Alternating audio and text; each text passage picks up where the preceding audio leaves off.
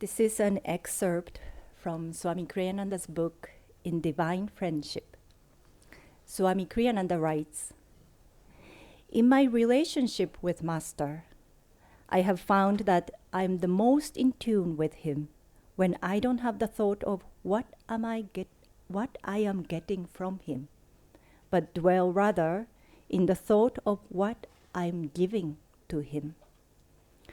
When, with my whole energy, I give him joy, appreciation, openness, service, in short, my very self, I receive from him the greatest energy and blessings. It has nothing to do with pleasing his ego, nor, obviously, does he need my joy.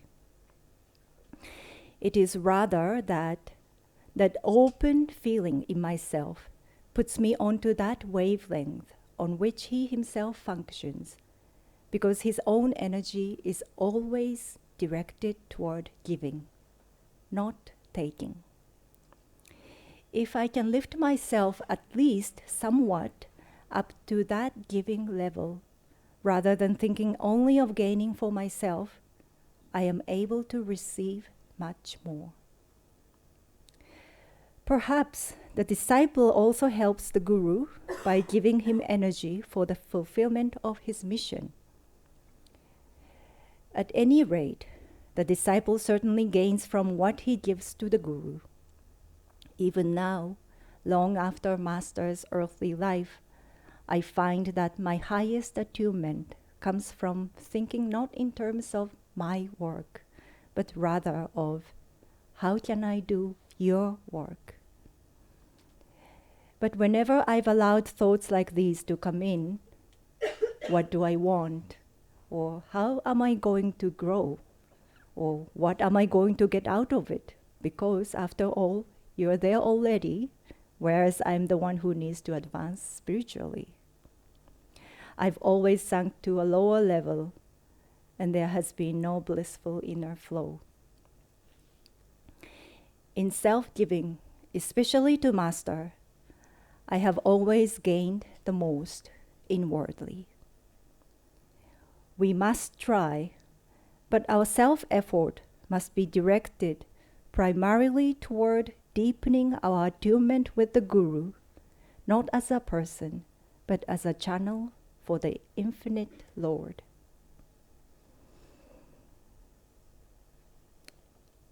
I want to add a few words. As many of you know, Swami Kriyananda left many great achievements, accomplishments in the form of this spiritual community, many books, many talks, music, just like we just sang. But he didn't define himself with all those accomplishments. His self-definition was simply, I want to be known as a good disciple. And he left us many, again, examples of what or how a good disciple can live. As disciples, we always think or ask ourselves that what would my guru want me to do? What would he say now? And fortunately, we can ask one more question, that what would Swamiji do as a disciple?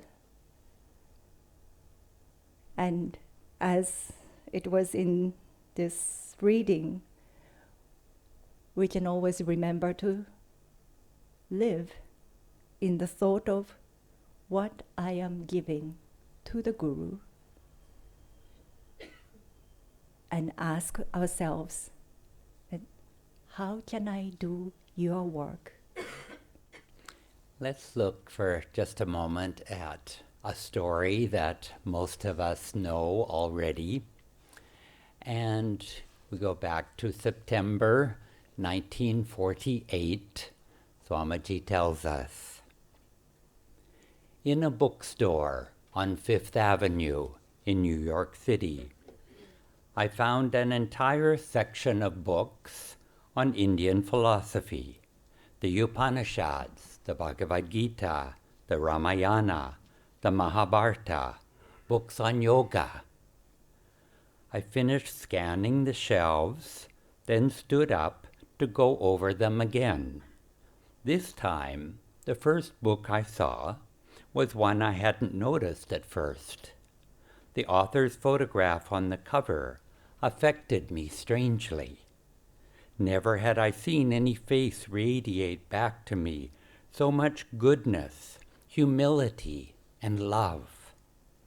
Eagerly I picked up the book and glanced at his title, Autobiography of a Yogi. The author, I saw, lived in America, in California. Was this someone who could help me in my search? As I leafed through it, the first words to catch my attention were, dedicated to Luther Burbank, an American saint. An American saint? But how preposterous! How could anybody become a saint in this land of the almighty dollar, this materialistic desert? I closed the book in dismay and put it on the shelf. That day, I bought my first book of Indian philosophy, not Autobiography of a Yogi, but Sir Edwin Arnold's beautiful translation of the Bhagavad Gita.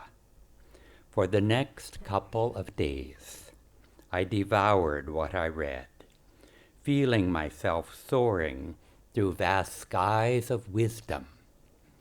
These marvelous teachings were dispelling all of my doubts. I knew now with complete certainty that this was the right path for me. The day after I finished reading the Gita, I was walking down 7th Avenue when I recalled the book I had recently rejected. As I remembered that beautiful face on the cover, I felt a strong inner prompting to go buy it. I thrust the thought firmly out of my mind. This isn't what you're looking for, I told myself. Chuckling, I added, an American saint indeed. Resolutely, I walked on. The thought returned. How can you know what the book is really like if you won't even read it? No, I repeated. I've got to stop reading books. I'm too intellectual as it is. I reached the corner, proceeding to the curb, when I felt that an actual force was turning me left toward Fifth Avenue. Amazed, I asked myself, is there something in this book that I'm meant to read? Unresisting now, I hastened to the store. On entering, I made straight for the Indian books and bought Autobiography of a Yogi. And then began the most thrilling literary adventure of my life. I read of how Yogananda's prayers, even for little things, had been answered, and of how, by placing himself unreservedly in God's hands, his unanticipated needs had been met unfailingly.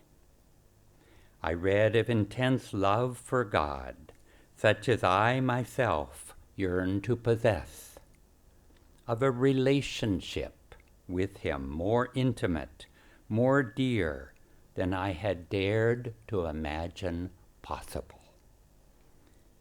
Until now, I had supposed that a life of meditation might give me, at best, a little peace. But here I discovered that the fruit of the spiritual life is a love and bliss beyond imagination of expectancy.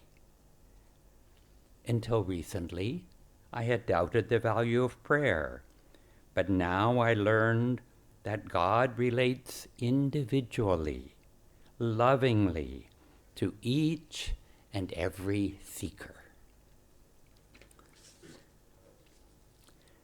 Now it's, other than this story being thrilling, it's interesting how the emphasis of the story is not personal. Swamiji doesn't say, well, I found my guru and he was so wonderful and you'll never get to meet him. It wasn't like that at all. There's something here for each of us. And before reading, as Swamiji said, reading the universal teachings of the Gita, he felt that all of his doubts were dispelled. And with the truth of the Gita, he felt that he found his spiritual path. And before I learned meditation, I remember I had the same feeling of Swami that, maybe at the most meditation might give me a little peace of mind. And here Swamiji is surprised to discover the fruit of the spiritual life is a love and bliss beyond imagination of expectancy. And that love and bliss are the goal that's waiting for each of us. And that God is that infinite bliss, but he also relates individually and lovingly to each and every devotee. He's infinitely vast, but he's also infinitely small and personal. And even that modern saint has a lesson for us. Luther Burbank is not our image of a Himalayan yogi or a cloistered monk. He was a great botanist who discovered hundreds of new plants and transformed agriculture. And how he did it, however, was by communing inwardly with God. He spoke to the plants, and God spoke to him. And he persuaded a cactus that it didn't need its spines anymore to protect itself. And his example to us is to be in the world, but not of the world. Be intensely active, but not for selfish motives, but to serve God, to serve humanity. And this humbly serving, loving, and respecting all was also Swamiji's way of being. In my first 10 years with Swami Kriyananda, I was part of a monastery that he started. And Swamiji was the head of that monastery. And for 7 years I was his secretary, and so I was also an employee of his full time. And from what we know of the discipline of monasteries, and from what we know of employers and employees, with all of that, with Swamiji's position over me, you would expect that he would be authoritarian, at least some of the time. And I never saw him act that way in the 40 years that I knew him. Many times there'd be an important project that he would work on late into the night, and he knew that he could count on me to help him. And he knew that he was my only priority. And he could very easily have just told me to stay later, but he never did. He would always ask me, could you stay a little later? Do you have anything else planned this evening? Are you sure it's convenient? Every time he would ask me in that way and with that sincerity and that tone of voice. And he teaches us all that if we want to be respected, that we need to give respect, loyalty, friendship, not just to those in authority, but to everyone, those in the humblest position. And this expresses also the spirit of Ananda that Swamiji would foster all of his life. Ananda is not a sect, Ananda is not even a Sangha, so much as an ideal.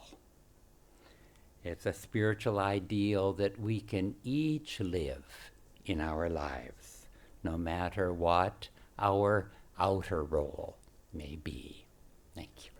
People used to say to Swami Kriyananda all the time, I wish, even the older people, I wish I would have known that Yogananda ji, our guru, was in Los Angeles. I would have gone down to meet him, or I had already been born. At least my mother could have had me be blessed. And why weren't we with Master? It was only 20 years ago. And Swamiji would always remind his disciples, his friends, that it was very difficult to be in the room with someone whose consciousness was omnipresent and at the same time watch him eat a salad. So Swami left his body 10 years ago. I know some of you in this room met him, but the majority of us here have not met him in person. But Swamiji lives on in all of us and all of you who are, coming to classes, practicing Kriya Yoga, because Swami really took Master's mission and expanded it and, said, in what way can I apply what my guru told me in this way or in this way? Swami Kriyananda was born in Europe. He was brought up just as a very refined gentleman. And yet he had the soul of a rishi yogi, of India. He had so many incarnations in India. He was so deep. He was so articulate. He was, as this affirmation was on humility, he was a complete example of self-forgetfulness. How can I help my divine friend? He saw all of his students as divine friends, and he trained them, as friends. He trained them to go deeper into Kriya, into devotion, into how to live in harmony by creating these world brotherhood communities. He said, all of Yogananda's disciples are disciples for eternity. We have lived together again and again in the astral world. And that's why Yogananda wanted to start these world brotherhood communities, so we can have that feeling of being with fellow Guru Bhais and meditating with them and eating with them and serving with them and finding joy together with them. So Swamiji's really wanted to start spiritual communities, and he did in California and in US and in Europe, and we sort of started to try to start one here in Pune. But this is also a spiritual community. We don't necessarily have to all live together in the same house or on the same piece of land. Just coming together again and again, we are the spiritual family, the spiritual community. Yogananda said to Swamiji one time, all the other strong male disciples have disappointed me. You must not disappoint me. And what he meant by that is that other disciples, as great as they were they went very, very deep metaphysically and in meditation, and they were great Kriya yogis, but they did not have the nature to want to share Master's mission and his teachings around the world. And Swami Kriyananda had that expansive nature where he just wanted to share. He wanted to find God and share him with others. And that was his main goal of his life, was to experience that bliss of God, and his communities are called Ananda, and share it with others. And one time when Yogananda said to Swamiji, you'll have to be writing on this topic, you'll have to be writing on this topic. And Swami said, Sir, you have already written books. You've already written all there is to write. And Yogananda looked at Swami and said, "What? Don't say that. How can you say that? So much more needs to be written." And then as that disciple, Swami Kriyananda wrote like 140 books. And what he offered each of us in his divine friendship and in his training is take any aspect of the path that interests you and go deeper in it, expand in it. And so what is that? Sometimes that's Kriya Yoga. I mean, in Kriya Yoga, Swamiji has given us so much. We have initiations that he gave. We have the writings he gave. We, even if you're just a, beginning student, just the Raja Yoga book has such deep, timeless teachings of India, of classical yoga, but said in a way that you all realize, of course, this is me, this is who I am, this is what I do, this is a part of my being. And so part of his way was help people go deep into Kriya Yoga, or go deep into music and take that further and share it, or taking the essential principles of Kriya Yoga, which is learning to control your energy and lift it, and be able to share that in the workplace, share that in corporates. Or take it and bring that to your children in bringing them up, in having family sanghas, in education. Swamiji started schools. He started, people that are trained to go out into businesses. Right now, Shivendra and Hari are going out to businesses and teaching Kriya Yoga principles and classic yogic ideals to businessmen who are doing affirmations, who are doing superconscious living exercises, learning how to control their energy. So in so many different aspects of life. And Swami personally communicated to hundreds, if not thousands of friends all over the world. He always thought, these people can grow from my guru's teachings. Let me bring my guru there. Yogananda ji went as a very young age to America when barely any Indians were in America, and he crisscrossed the country giving talks and lectures. And that's what Swami did too. He crisscrossed America, then he crisscrossed the world, just like, let me tell you about my guru. Let me tell you about self-realization. And he came to India. He started Ananda's work in India at 77 years old.